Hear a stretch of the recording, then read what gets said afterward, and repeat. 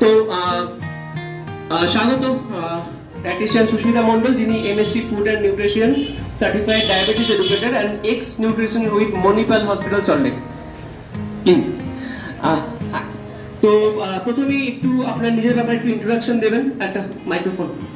তো তারপরে আমরা একে একে আমরা পরবর্তী সেমিনারের ইভেন্টের জন্য যাব।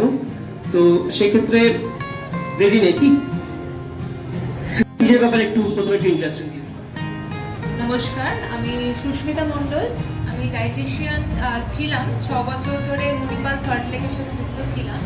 তো এখন আজকে জেনো হেলথের এই মানুষের স্বাস্থ্য সচেতনতার যে প্রয়াস, তো সেখানে আমি আসতে পেরে আমার নিজেকে খুব গর্বিত মনে হচ্ছে।